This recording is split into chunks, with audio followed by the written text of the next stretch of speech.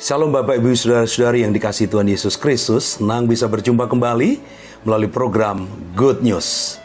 Kali ini saya akan menyampaikan renungan firman Tuhan dengan judul Rahasia Memperoleh 4M. Puji Tuhan. Sebelum saya membahas tentang rahasia mendapat atau memperoleh 4M ini, saja kita semua membaca firman Tuhan dari Keluaran pasal yang kedua, ayat 23 sampai ayat yang ke-25. Lama sesudah itu matilah Raja Mesir, tetapi orang Israel masih mengeluh karena perbudakan. Dan mereka berseru-seru sehingga teriak mereka minta tolong karena perbudakan itu sampai kepada Allah. Allah mendengar mereka mengerang, lalu ia mengingat kepada perjanjiannya dengan Abraham, Ishak dan Yakub. Maka Allah melihat orang Israel itu dan Allah memperhatikan mereka. Apa itu 4M? Rahasia memperoleh 4M. Apa itu 4M?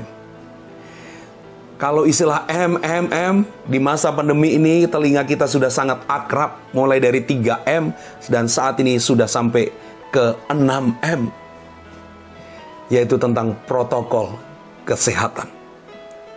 Tetapi yang dimaksud 4M di sini tidak ada hubungannya dengan protokol kesehatan. Bahkan yang dimaksud dengan 4M ini tidak ada hubungannya dengan 4 miliar. Tidak ada hubungannya dengan uang, saudara-saudara. Tetapi yang dimaksud 4M sebagaimana ayat-ayat yang kita baca tadi. Di dalamnya benar-benar ada 4M. M yang pertama adalah mendengar. M yang kedua adalah mengingat. M yang ketiga adalah melihat. Dan M yang keempat adalah memperhatikan. Dan 4M ini datangnya dari pihak Tuhan.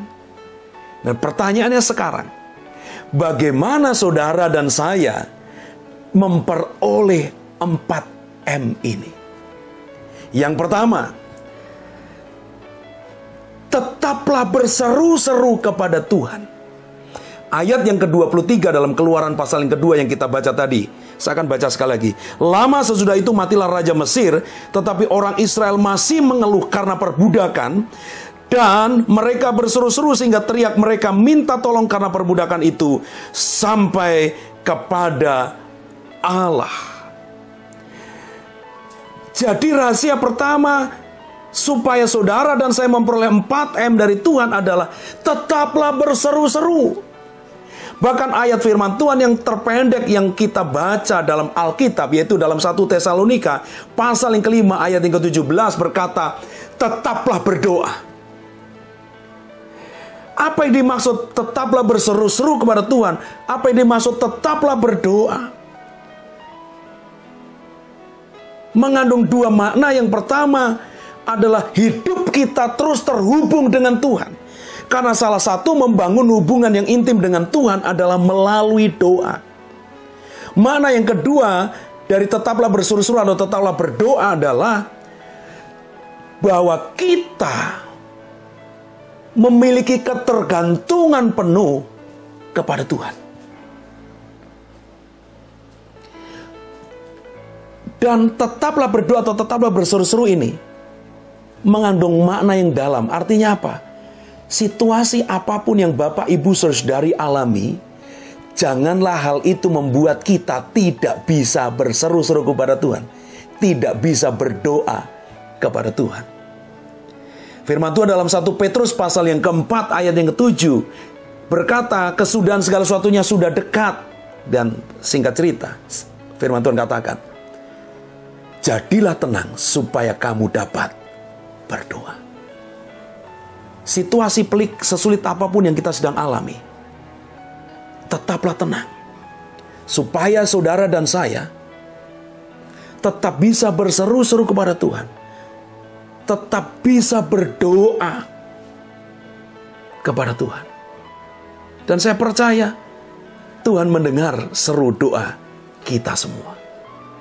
Tetaplah berdoa. Tetaplah berseru-seru kepada Tuhan. Apapun situasi, kondisi, kesulitan pergumulan hidup yang Bapak Ibu Saudari alami saat ini.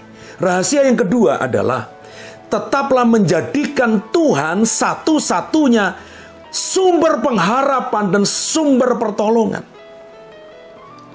Tadi firman Tuhan katakan, ketika umat Israel berseru-seru kepada Tuhan, maka Tuhan mendengar. Teriakan mereka didengar oleh Tuhan. Teriakan mereka, seruan doa mereka sampai kepada Tuhan. Dan ketika kita tetap menjadikan Tuhan satu-satunya sumber pengharapan dan pertolongan, saya percaya Tuhan bukan hanya mendengar, tapi saya percaya Tuhan akan mengingat kita. Mengingat janji firman-Nya untuk digenapi kepada setiap kita. Dia akan melihat apa yang kita alami. Bahkan Dia akan memperhatikan segala kebutuhan keperluan hidup kita. Tetap jadikan Tuhan satu-satunya sumber pertolongan, sumber pengharapan dalam hidup kita. Karena firman Tuhan katakan dalam Yeremia pasal yang ke-17 ayat yang ke-5. Beginilah firman Tuhan, terkutuklah orang yang mengandalkan manusia, yang mengandalkan kekuatannya sendiri, dan yang hatinya menjauh daripada Tuhan. Jadi jangan pernah di dalam kesulitan yang kita alami, kita mengandalkan manusia, bahkan mengandalkan kekuatan kita sendiri. Karena ketika kita mengandalkan manusia dan mengandalkan kekuatan kita sendiri, maka hati kita menjauh dari Tuhan. Dan tidak ada berkat di dalamnya. Bahkan firman Tuhan tegas berkata, terkutuklah orang yang mengandalkan manusia dan yang mengandalkan kekuatannya sendiri. Tetapi sebaliknya, ayat yang ke-7, Yeremia pasal 17 dikatakan, diberkatilah orang yang mengandalkan Tuhan, yang menaruh harapannya pada Tuhan. Ketika kita tetap menjadikan Tuhan satu-satunya pengharapan, sumber pengharapan dan pertolongan, firman Tuhan jelas berkata, diberkatilah hidup saudara dan saya.